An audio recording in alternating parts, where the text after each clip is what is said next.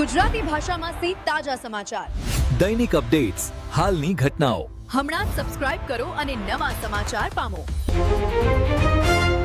Foundation શાળાના વિદ્યાર્થીઓને ટેટોડાની go હોસ્પિટલનો અનોખો શૈક્ષણિક પ્રવાસ. વાવથરા જિલ્લાના રાહત તાલુકાના પાવડાસણ ગામની પ્રાથમિક તથા માધ્યમિક શાળાના ધોરણ 5 થી 10 સુધીના અંદાજે 300 જેટલા વિદ્યાર્થીઓને ટેટોડા ખાતે આવેલી શ્રી રાજારામ ગૌશાળા સંચાલિત ગૌ હોસ્પિટલની શૈક્ષણિક મુલાકાત કરાવવામાં આવી. વિદ્યાર્થીઓમાં પ્રકૃતિ પ્રેમ, જીવદયા અને પર્યાવરણના સંતુલનમાં પ્રાણની ભૂમિકા અંગે જાગૃતિ લાવવાના ઉદ્દેશ સાથે આ અનોખા પ્રવાસનું આયોજન કરવામાં આવ્યું. મુલાકાત દરમિયાન વિદ્યાર્થીઓએ ગૌશાળામાં રહેલ ગૌમાતાઓની સેવા, સારવાર તેમજ અબોલ નિરાધાર જીવ પ્રત્યે માનવની જવાબદારી અંગે રૂબરૂ માહિતી મેળવી. ગૌશાળા સંચાલકો દ્વારા બાળકોને પશુ પ્રેમનું મહત્વ સમજાવવામાં આવ્યું. તેમજ ગાય, નંદી સહિતના પશુઓ ખેતીકામ અને પર્યાવરણને સ્વચ્છ રાખવા કેવી રીતે ઉપયોગી બને છે તે અંગે વિસ્તૃત માર્ગદર્શન આપવામાં આવ્યું. બાદમાં વિદ્યાર્થીઓએ ગૌશાળાના કાર્યક્રમમાં ભોજન પ્રસાદ ગ્રહણ કર્યો અને ગૌમાતાઓના દર્શન કરી આશીર્વાદ મેળવ્યા. આ પ્રવાસ સફળ બનાવવા શાળાની એસએમસી કમિટીના સભ્યો તથા પાવડાસણ ગામના સરપંચ દ્વારા શાળાથી ગૌશાળા સુધી વિદ્યાર્થીઓને લઈ જવા અને પરત લાવવા માટે વાહન વ્યવસ્થાની સુચારુ વ્યવસ્થા કરવામાં આવી.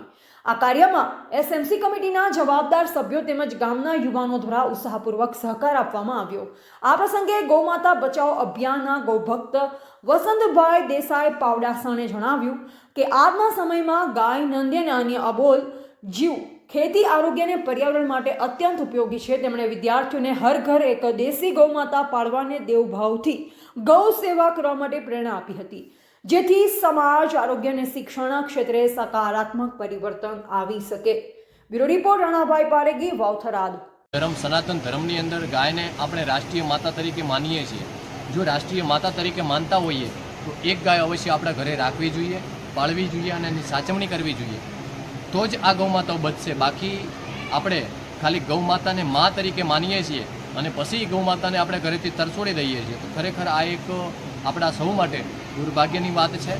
આપ સૌને બંને હાથ જોડી અને હું વિનંતી કરું છું કે આપનાથી બને એ રીતે આપ નજીકમાં કોઈ પણ ગૌશાળા હોય, પાંજરાપોળ હોય અથવા કોઈ પણ અબોલ જીવની સંસ્થા ચાલતી હોય એ સંસ્થાની અંદર આપ રૂબરૂ જઈ અને આપની યથાશક્તિ પ્રમાણે આપ સમય અનુસાર જ્યારે પણ આપને સમય મળે ત્યારે આવી ગૌશાળા, પાંજરાપોળ અથવા કોઈ પણ જગ્યાએ આવા અબોલ જીવોની સંસ્થા ચાલતી હોય એ સંસ્થામાં જઈ અને આપણે રૂબરૂ મુલાકાત કરીએ અને એ ગૌમાતાઓને ગોળ, ખોણ અથવા લીલો અથવા સૂકો ઘાસચારો અર્પણ કરીએ, જેથી કરીને આ ગૌમાતાઓને સમયસર પૌષ્ટિક આહાર મળી રહે અને એ ગૌમાતાઓ આહાર ખાઈ અને આપણને સારા એવા આશીર્વાદ આપી શકે. માટે આપ સૌ નજીકમાં કોઈ પણ ગૌશાળા હોય એ ગૌશાળામાં રૂબરૂ ગૌમાતાઓ બીમાર છે એ ગૌમાતાઓના દર્શન કરી અને એની સેવાનો અવશ્ય લાભ લેવો જોઈએ.